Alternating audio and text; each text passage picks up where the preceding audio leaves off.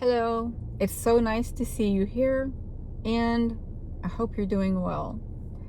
I had a doctor's appointment today, but first, I feel like I need to discuss some things that would lead up to my could-be diagnosis today. Since I started noticing my memory loss, it was around like 2016, 17, somewhere in there, but it wasn't bad. It would be things like something mentioned to me and I'm like, no, I don't remember that. Although at that time I was with well, I don't want to say. When I came back to Arkansas, my kids would bring up things in the past that I just don't remember at all. Some things in the near past, I'm just going to say maybe like a year or something like that. I don't remember a lot of their childhood. I feel like it's blocked out for some reason, and I don't know why. Now it's got where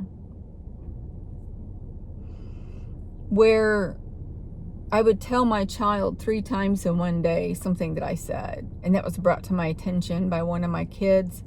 I said something or asked something, I don't remember which, and she looked at me and said, do you know you've asked me 3 times already? And I seriously looked at her and said, no. Although I've been telling my kids, I'm having memory issues. I have a very hard time with my memory.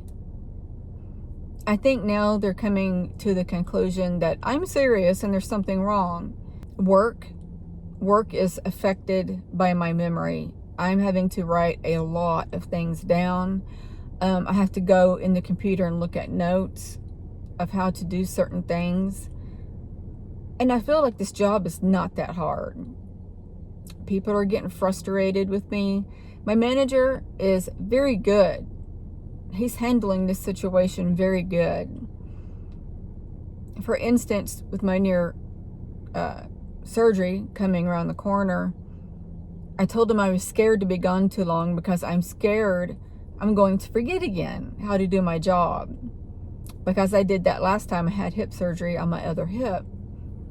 And he said, do what you need to do. I'm here for you. He wants me to take the full month off. I don't know. I feel like I'm a problem. My kids will tell me something, and then later down the road, within a week, maybe even a day, I'll ask them about it. And they'll tell me, I already told you. There's things that I buy and I'll put somewhere, like if I'm in my ex's house, I put it in the bedroom.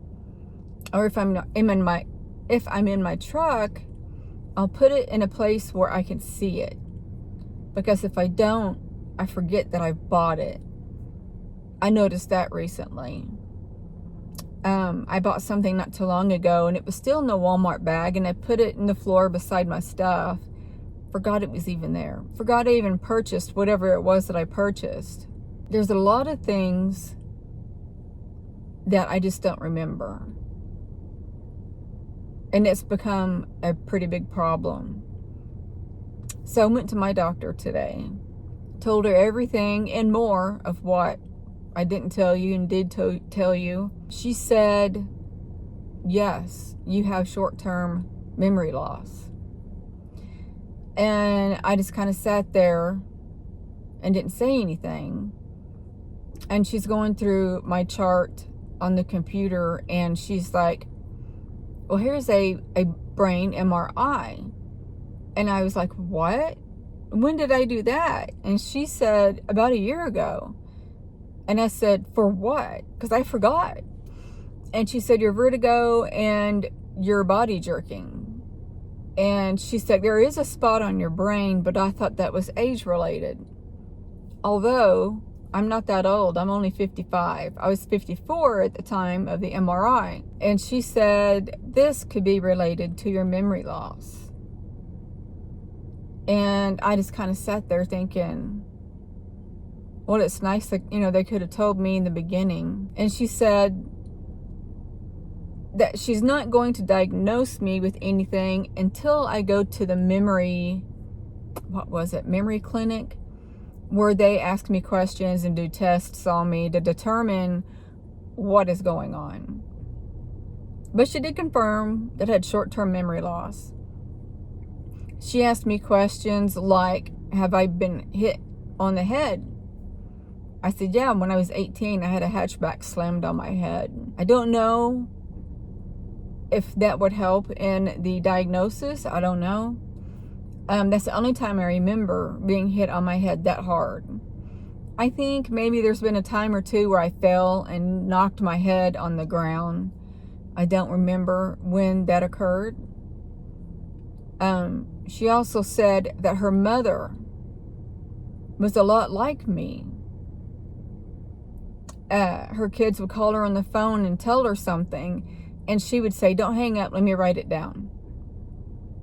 And that's just like me. I put notes in my phone. I write notes at work. I got a notebook that I write everything in.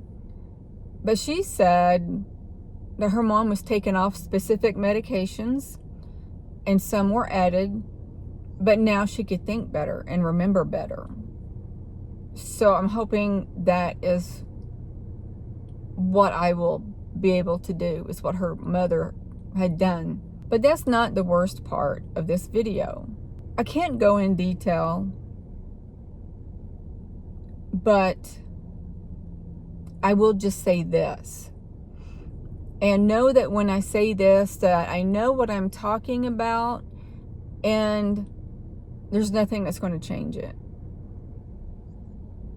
But I will say, if I get worse, I will have nobody to take care of me. Not one person. And I cannot rely on my ex, my kid's dad. So I'm not sure what I'm going to do. Maybe I will go into a home of some sort. I don't know if I'm going to be around that long. So I've been sitting all day trying to not think about it much, but I have. Lanita had a shocked look on her face when I was telling her what happened. She was eating, I think it was. I'm not sure. We were sitting down having lunch, and I was telling her everything the doctor said. And then, I don't know if I said. I forgot if I did. Sorry. Her mom was in the beginning stages of Alzheimer's. Okay. So I was telling Lanita, well, I just told you what the doctor was saying. And then when I said her mom had the beginning stages of Alzheimer's, Lanita stopped chewing.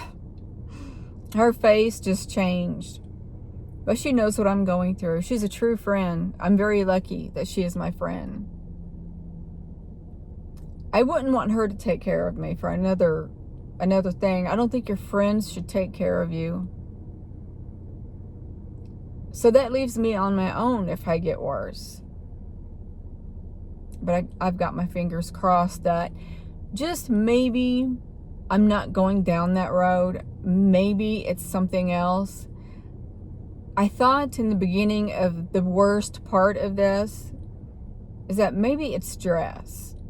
Maybe when I'm back living somewhere on my own, in my own place, and I'm not financially strapped, that I will be less stressed. I do have a lot of stress on my body, on my mind, whatever. It's all tied to one. I do have a lot of stress. When I have this surgery, I will not have extra money. I'll just say that. I will not have any extra money whatsoever. I'm pretty stressed, but this is why I lived in my car, so I can afford those medical bills. I had Mercy ask me if, that's the healthcare system. They asked me if I wanted to file for financial assistance. And I told them, I don't think I qualify. I make a lot of money. I make $50,000 a year. I don't think that they will help me because I make too much. I'm single and now living in my car. But I'm going to try it anyway. She gave me a card, and if I don't forget, I will apply for it. And today feels different.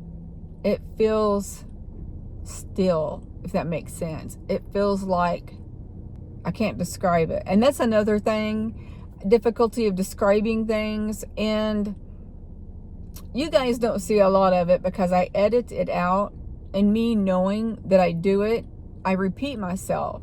And then when I'm editing the video, I take out the bad. And I shouldn't say bad. It's me trying to say words. And sometimes I get tongue twisted. Sometimes I struggle to say it. And it's got really bad. And I'll even talk like that through my videos. And like I said, when I catch myself, I will repeat what I just said that I couldn't say. But today feels heavy. That's a good word. It feels very heavy. But I'm really good at not fretting over things until I know exactly what is going on. On another note, I have been communicating with a short-term disability people. So I can be, my job will be safe for me to go back to. I shouldn't say safe, it will still be there. And I'll get paid while I'm not working. The doctors had to send them paperwork for me. I thought, well, I'm going to print them to make sure that, because there were like 3 things that the physician had to fill out and send back. I'm like, I'm going to print all of this so I can thumb through it to see if they've got everything, because very soon, May 2nd, is my surgery. And it has to go through and approved before then for my job to be secure and for me to get paid. And so I'm going through the papers and I'm reading what the MRI says. And I wonder if they tell the doctors something different than they do the patients. That has been in the back of my mind for a long time. Reading the MRI results on my right hip, I have a rupture in my tendon, and I also a tear, among other things, but I did not know I had a rupture. When I had my left hip surgery, I kind of felt that hip was the worst. It was causing me the most pain. And so I had that one first. Because I remember the surgeon saying, left hip first, and I said yes, because it's my worst one. Well, I should have had my right one done, because I don't even know, really, to tell you the truth, if I would have done the right one first, if I would have regretted it and had the left one first. I don't know. Okay, ladies and gentlemen, I'm going to end this here. I'm kind of out of things to talk about and a little bit bummed, all together wrapped in one. So I hope you're all doing well. I love you guys tremendously. And I'm very thankful to have you still as subscribers for my channel. I'm going to send each and every one of you love, light, and peace. Bye.